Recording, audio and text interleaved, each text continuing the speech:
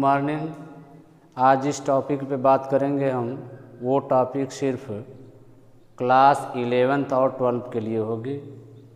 ये सेक्शन भी grammar portion का सेक्शन भी है, जिसके अंतर्गत हम फर्स्ट पॉइंट पर नरेशन पढ़ाएंगे। तो आइए हम नरेशन का डिटेल्स करते हैं, जानते हैं नरेशन के बारे में। नरेशन मीन्स होता है कथन, कहना, यानी नरेशन का तात्पर्य होता है किसी वक्ता द्वारा अर्थात स्पीकर द्वारा कही गई बात को ही हम नरेशन कहते हैं। नरेशन को 2 पार्ट्स में डिवाइड किया गया है। पहला first direct narration and second indirect narration. Direct narration means प्रत्यक्ष कथन, इनडायरेक्ट नरेशन मीन्स अप्रत्यक्ष कथन। अब हम देखते हैं डायरेक्ट नरेशन किसे कहते हैं। डायरेक्ट नरेशन यानी किसी वक्ता या स्पीकर द्वारा कही गई बात को ज्यों का त्यों व्यक्त करना ही डायरेक्ट नरेशन कहलाता है। यानी किसी वक्ता के द्वारा कही गई बात को ठीक उसी शब्दों में कह दिया जाए, उसी तरीके से कह दिया जाए, तो उसे हम डायरेक्ट नरेशन कहते हैं। जैसे Atul said, I have done my work today. अब इस वाक्य को और इस सेंटेंस को हम डायरेक्ट नरेशन का सेंटेंस कहेंगे। ये वाक्य मुख्यतः 2 उपवाक्यों से मिलकर बना है। अब इस डायरेक्ट नरेशन के वाक्य को हम 2 भागों में विभक्त करेंगे। यानी डायरेक्ट नरेशन के 2 भाग होते हैं। पहले भाग को रिपोर्टिंग वर्ब और दूसरे भाग को रिपोर्टेड स्पीच कहते हैं। पहले भाग को रिपोर्टिंग वर्ब, दूसरे भाग को रिपोर्टेड स्पीच कहते हैं। इस पूरे वाक्य यानी डायरेक्ट नरेशन के सेंटेंस में ये जो पार्ट है, ये जो भाग है, इसको हम कहेंगे रिपोर्टिंग पार्ट और इस वर्ब को कहेंगे रिपोर्टिंग वर्ब, और इसे हम कहते हैं रिपोर्टेड पार्ट यानी कि रिपोर्टेड स्पीच। अब रिपोर्टिंग वर्ब किसे कहते हैं? रिपोर्टिंग वर्ब का मतलब ये होता है कामा, डबल इन्वर्टेड कामा के बाहर जो भाग होता है उसे हम रिपोर्टिंग वर्ब कहते हैं। रिपोर्टिंग वर्ब किसे कहेंगे? कामा, डबल इन्वर्टेड कामा के बाहर वाले भाग को हम रिपोर्टिंग पार्ट और इस क्रिया को रिपोर्टिंग वर्ब कहते हैं। अब रिपोर्टेड स्पीच का तात्पर्य यानी मीनिंग मतलब ये होता है कि रिपोर्टिंग वर्ब के सब्जेक्ट द्वारा कही गई बात को रिपोर्टेड स्पीच कहते हैं। अर्थात कामा, डबल इन्वर्टेड कामा के अंदर वाले भाग को हम रिपोर्टेड स्पीच कहते हैं।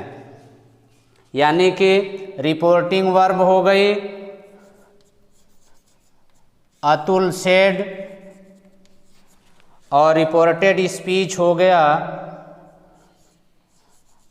आई हैव डन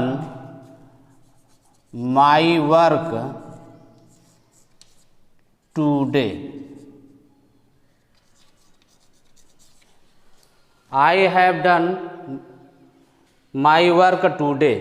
अब हम आपको डिटेल्स देते हैं। अब हम आपको बताएंगे रिपोर्ट इनडायरेक्ट नरेशन।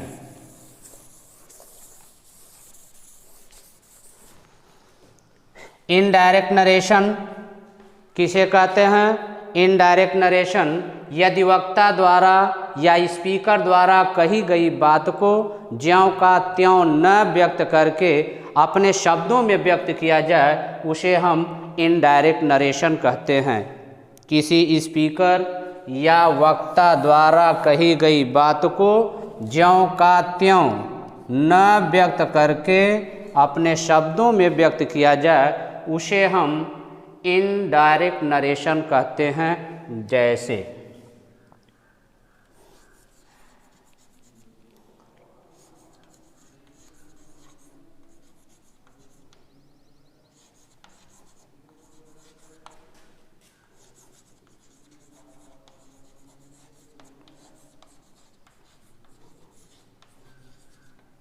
जैसे Ram told me that he went to Agra. Indirect narration के रूल्स यानी common rules of indirect narration, यानी डायरेक्ट से इनडायरेक्ट में बदलने का कुछ महत्वपूर्ण नियम है। वो नियम फर्स्ट क्या है, इनडायरेक्ट में इन्वर्टेड कामा का प्रयोग नहीं किया जाता। जैसे डायरेक्ट में कामा इन्वर्टेड कामा का प्रयोग किया जाता है, लेकिन इनडायरेक्ट में अगर उस वाक्य को हम बदल रहे हैं तो उसमें कभी भी इन्वर्टेड कामा का प्रयोग नहीं किया जाता। सेकेंड नंबर पे रिपोर्टिंग वर्ब के बाद जो कामा लगाया जाता है उस कामा का भी प्रयोग हम नहीं करते हैं।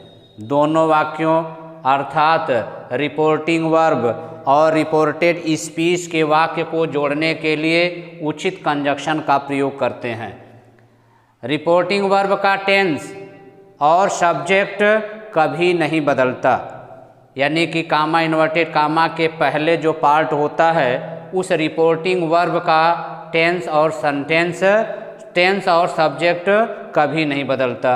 रिपोर्टेड स्पीच का टेंस और सब्जेक्ट बदलता है, यानी कि रिपोर्टिंग वर्ब के टेंस के अनुसार ही रिपोर्टेड स्पीच का टेंस बदलेगा। डायरेक्ट नरेशन यानी इनडायरेक्ट में बदलने के लिए मुख्यतः 3 बिंदुओं पर स्टडी अध्ययन करना है। पहला, टेंस संबंधित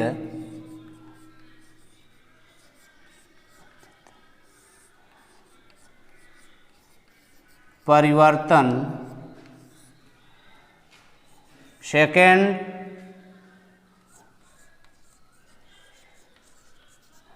पर्सन संबंधित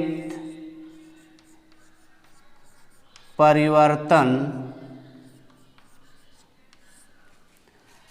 एंड थर्ड, सेंटेंस संबंधित परिवर्तन।